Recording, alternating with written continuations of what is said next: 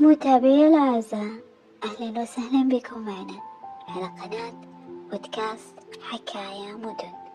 اليوم حلقتنا عن عمتي الجنوبية، هذه المرأة اللي أعتبرها مثال للمرأة العربية القوية.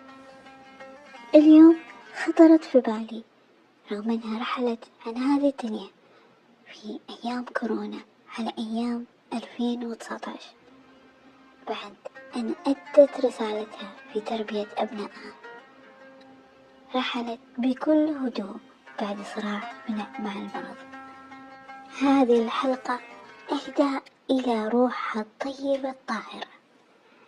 احترت كيف أبدأ قصتها وكيف أحكي عنها وكيف أبدأ الكلام عنها وعن شخصيتها وعن طيبتها وعن مواقفها الكثيرة. في الأخير اتخذت القرار إنه أنا أبدأ من آخر حديث لي معها. في يوم من أيام الشتاء في مدينة الرياض جهزت الشاي والقهوة ووجبة خفيفة، وقعدنا نتفرج على التلفزيون على برنامجها المفضل الحكاوي الشعبية. وجبت السؤال، سألتها: يمه احكي لي متى جيتي الرياض؟ وأنا كنت أناديها يمه لأنها كانت بمثابة أمي الثانية في مدينة الرياض، وهي كانت تعتبرني واحدة من بناتها، وكانت معزتها بالنسبة لي أعز وأغلى من الوالدة. وطبعا هي جاوبتني بلهجتها الجنوبية اللي أنا ما أتقنها كثير، وطبعا إذا حاولت إنه أنا أتكلمها وأحكي لكم عنها فأكيد إنه بغلط في بعض المصطلحات وبعض الجمل، لذلك أنا بحكي لكم بلهجتي البيضاء، وإن شاء الله أن تفهموا بعض الكلمات اللي قالتها.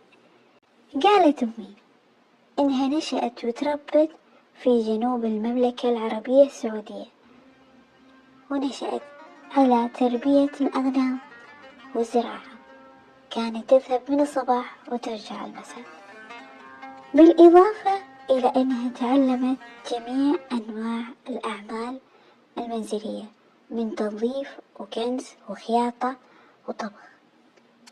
بعدها بسنوات تقدم لها ولد عمتها وارتبطت فيه وسافرت تعيش مع أسرتها الجديدة في مدينة الطائف.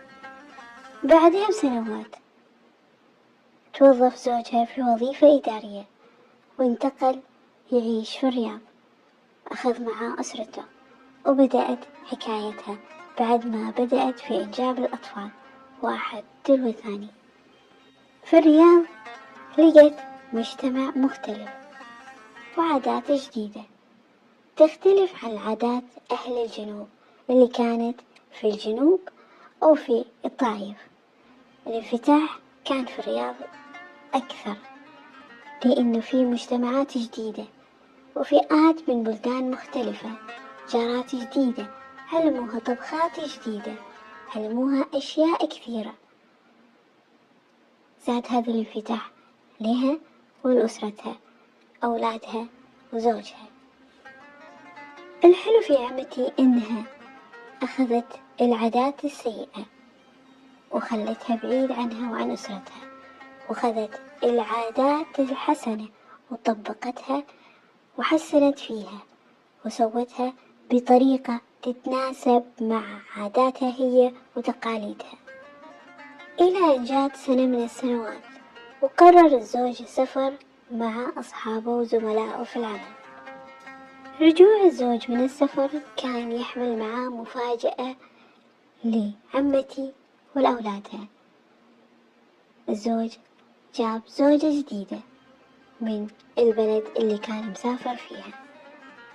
هذه الزوجة الجديدة غيرت كل العادات والتقاليد والظروف اللي كانت تعيش فيها الأسرة، وبدأت تأثيراتها السلبية تطرأ على الأسرة وعلى عمتي الجنوبية.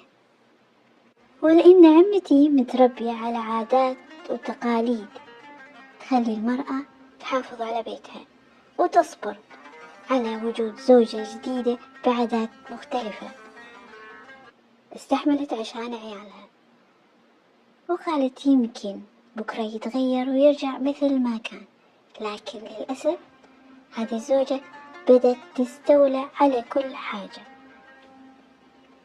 إلى أن تفاجأت عمتي في يوم من الأيام أن الزوج تركها وترك أولادها وابتعد عنهم وراح لمدينة ثانية دون أن يترك أي عنوان أو شيء يوصل له.